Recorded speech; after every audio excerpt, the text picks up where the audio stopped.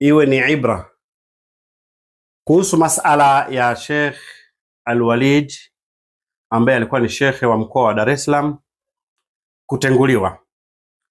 Jambo lake limezungumzwa sana mitandaoni. Sasa mimi nataka nije kiilmu nizungumzie kitu kimoja na nieleweke vizuri sana. Naomba muisikilize hadithi hii nitakayosoma, hii hadithi, alafu ndo mtaelewa kisa cha Sheikh Al-Walid. Kuna hiki ni kitabu kinaitwa Fathul Bar bisharhi sahihi al-Bukhari. Hii ni sherehe ya sahihi al-Bukhari, ni hadithi sahihi. Wakati wa zama za Bani Israel alikuwepo mtu mmoja akiitwa Juraiji. Huyu Juraiji alikuwa mcha Mungu sana sana sana sana, mpaka akajenga kibanda chake cha kufanyia ibada. Akawa yeye kwenye hicho kibanda anafanya ibada, anaswali tu mpaka habari zake zilitangaa kwa watu. Shekhe bwana, mtu fulani bwana ni mcha Mungu bwana Juraiji. Juraiji mashallah ni mcha Mungu. Yule bwana fitiniki bwana, jamani hatari. Kwa habari zake zilivyoenea, akatokea mwanamke mmoja ambaye ni kahaba, lakini Mwenyezi Mungu alikuwa amempa sura nzuri sana. Huyu kahaba alikuwa amempa sura nzuri sana, ni mwanamke mrembo.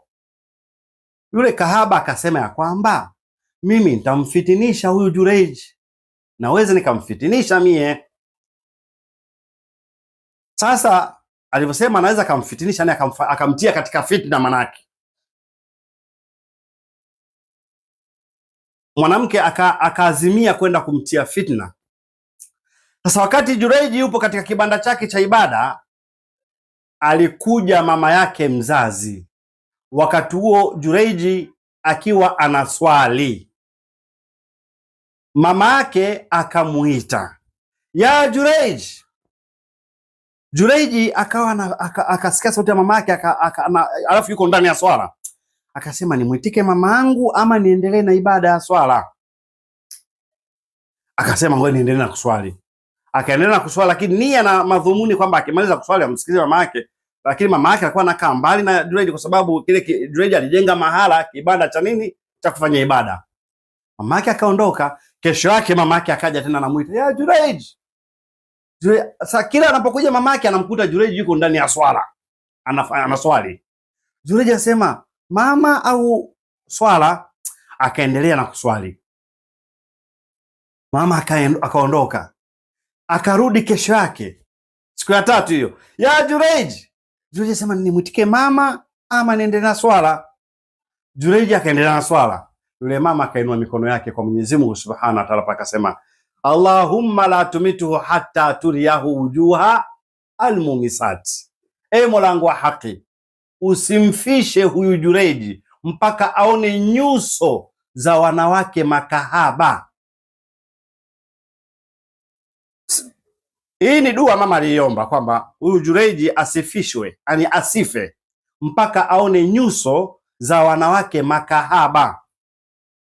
Hiki ni kinaya, si kwa maana kwamba kuona nyuso tu hivi ni matatizo, hapana. Yani ni kinaya, maana yake yule mama amuombea mwanaye kwamba asife mpaka apate fitna, afitinike na wanawake, aingizwe katika fitna. Mama akaenda. Sasa tunarudi kwa yule mwanamke yule aliyesema mimi naweza kumfitinisha huyu Juraiji. Yule mwanamke akaenda kwenye kibanda cha Juraiji, akamwambia Juraiji, mimi nakutaka wewe, chukua mambo. Juraiji akakataa kabisa. Yule mwanamke akatoka pale akaenda.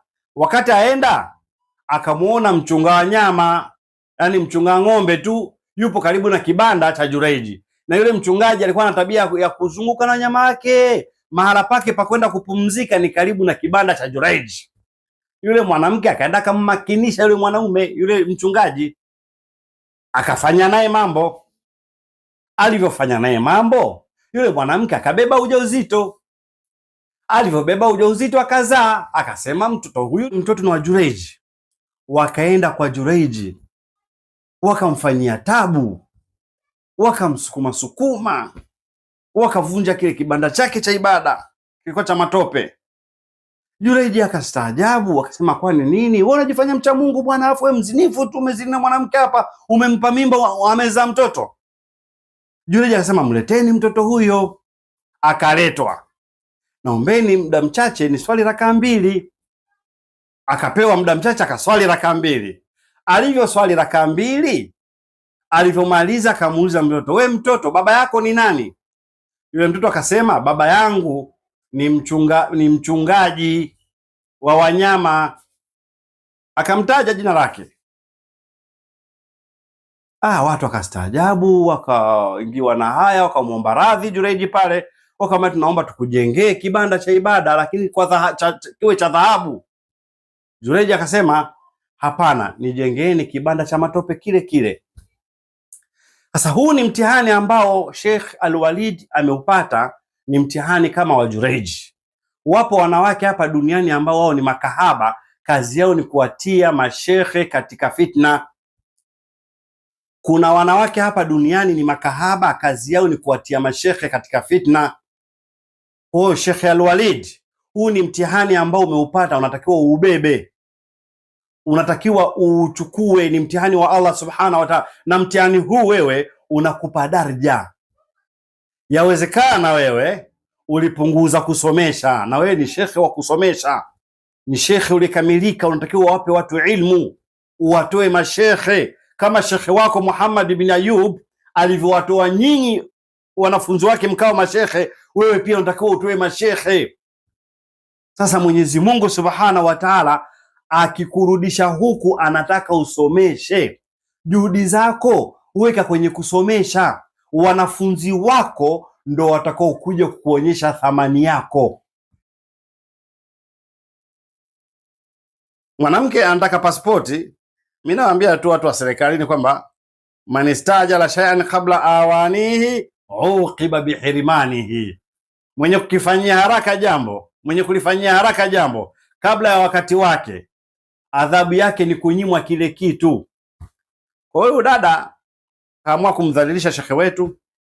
Naposema shekhe ni mashekhe kweli, sio mashekhe kama mnawajua nyie. Naposema shekhe ni kama Sheikh Al-Walid, naposema shekhe al-alim al-allamatu al-hibru al-bahr al-sheikh al-shuyukhi al-mufti al-muslihu Abu Bakar ibn Zubair, hao ndo mashekhe.